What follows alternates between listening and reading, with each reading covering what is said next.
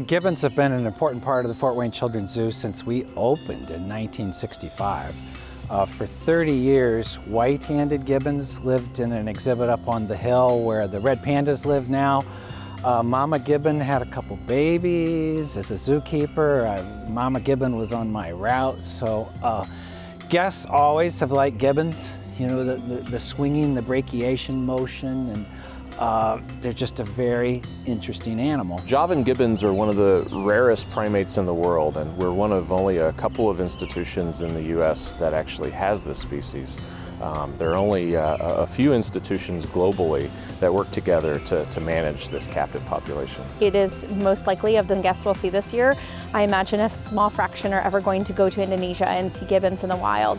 But when they're able to come here, when they're able to connect with a gibbon that they see swinging through the trees, see what they look like, see what they do and how they behave, that's where we connect kids and animals, and that's where we get that inspiration for kids and families to care about them, even though they're not in their backyards.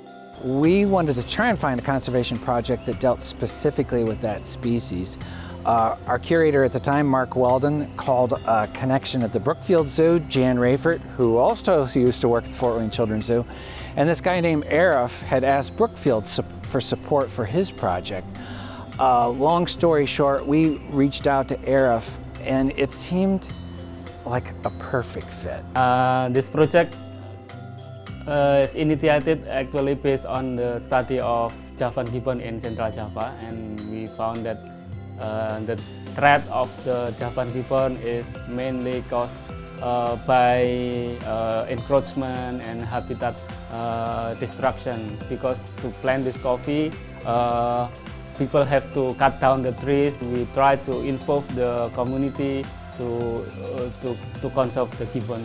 So these are the people whose backyards back up to the Dieng Mountains where Javan gibbons call home. And so what they do to protect Javan gibbons has a greater impact than anybody else in the world. So if we can inspire them to care, we can make a huge impact on the survival of this species in the world. How crazy is it that a conservation project is based on teaching people how to grow shade-grown coffee? And that they have a way to provide an income for their families that doesn't negatively impact the wild habitat and Javan gibbons in the wild.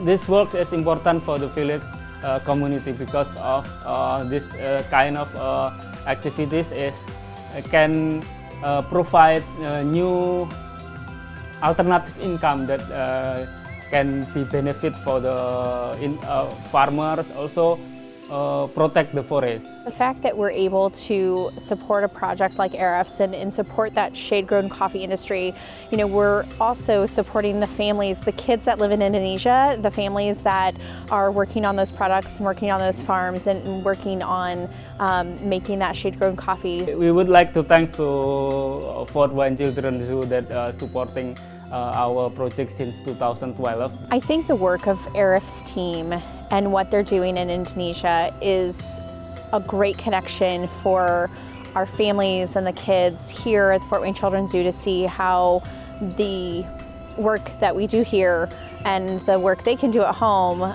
can have an impact not just here, but around the world. The animals at the zoo are just representative of those species in the wild and those wild places that they live. We want to conserve those animals. We want to conserve those places. We want to connect our guests to our animals and those places so people care as passionately about that as we do. We're all connected and we're all in this together. Tonight there's an easy way for people to make a difference. We hope folks will be generous and support the Fort Wayne Children's Zoo and our conservation efforts.